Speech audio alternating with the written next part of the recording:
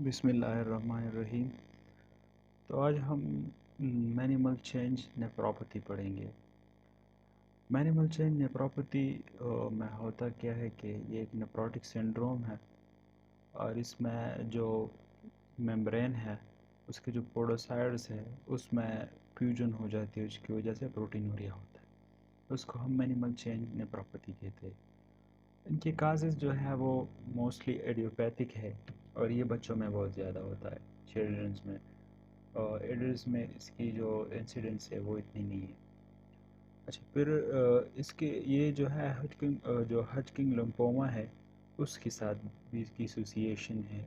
जिन patient में हजकिंग lymphoma होता है उनमें ये मिनिमल चेंज नेफ्रोपैथी भी होती है मोस्टली, और ये जेनेटिकल भी हो सकता है। इसकी जो काजेज़ है वो जेनेटिकल भी हो सकते हैं। अब मिनिमल चेंज डिजीज़ में होता क्या है, ये तो सबसे पहले तो ये नेफ्रोटिक सिंड्रोम है। नेफ्रोटिक सिंड्रोम का तो आपको पता होगा कि इसमें और नेफ्रेटिक सिंड्रोम में फ़र्क ये है कि नेफ्रोटिक में प्रोटीनूरिया होता है और नेफ्रेटिक में प्रोटीनूरिया नहीं होता। तो ये प्रोटीन लॉजिंग जो है वो नेफ्रोपैथी है। सही है। अब इनमें होता क्या है कि जो मिनिमल चेंज नेफ्रोपैथी है, रिवर्सिबल डिस्फंक्शन ऑफ पोडोसाइड्स होते हैं। सबसे पहले आपको समझना होगा कि हमारा जो है बाउमन कैप्सूल है, जो फिल्ट्रेटिंग यूनिट है, उसमें होता क्या है। ये होता है सबसे पहले ये डबल लेयर ब्रेन है। सही है। इसमें एक आर्टरी जो है वो ब्लड लाती है, उसको हम एपरेंट आर्टरी कहते हैं। ये एपरेंट आर्टरी है। सही है। ये एपरेंट आर्टरी है और ये जो है एपरेंट आर्टरी है, ये ब्लड ले जाती है वापस। सही है। ये दो आर्टरीज हो गई इसमें। और इसमें जो है ये छोटी कैपिलरीज होते हैं, इसको हम ग्लोमेरुलस कैपिलरीज कहते हैं। Glomerulus capillaries.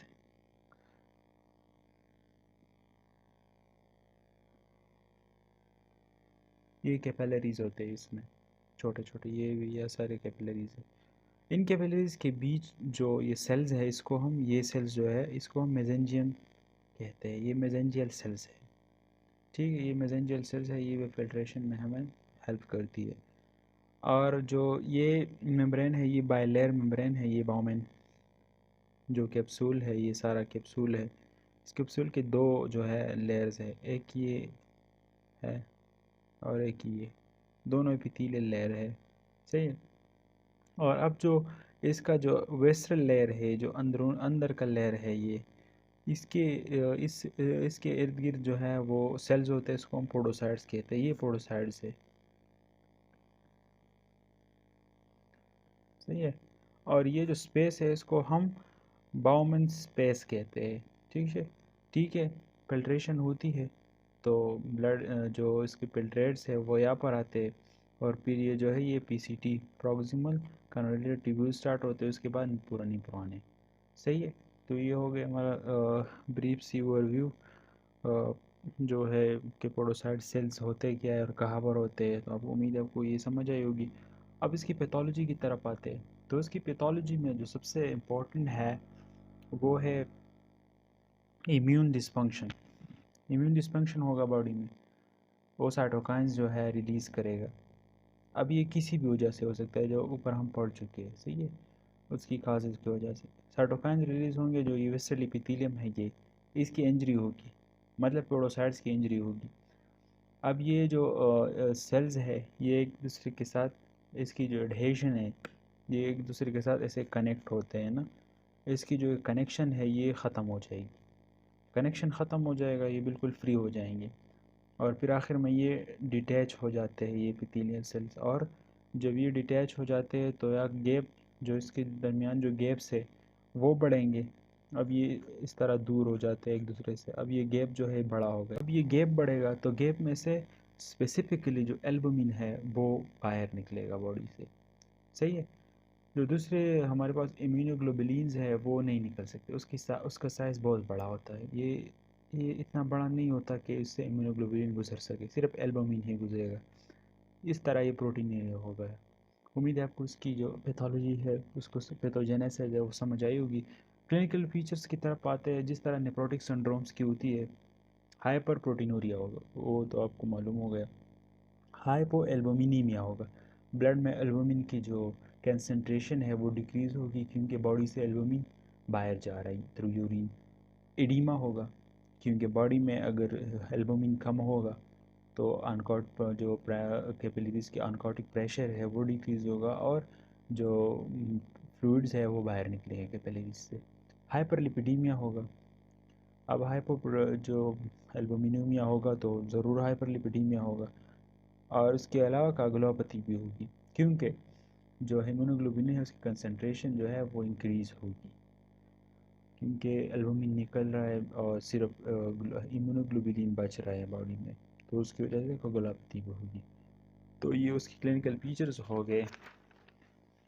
अब हम आते हैं इसके इन्वेस्टिगेशंस की तरफ। तो सबसे पहला सिंपल टेस्ट हम यूरिन आरी करेंगे। पेशेंट इस जो प्रेजेंटेशन के साथ आएगा तो हम यूरिन आरी करेंगे तो प्रोटीनूरिया हमें मिलेगा।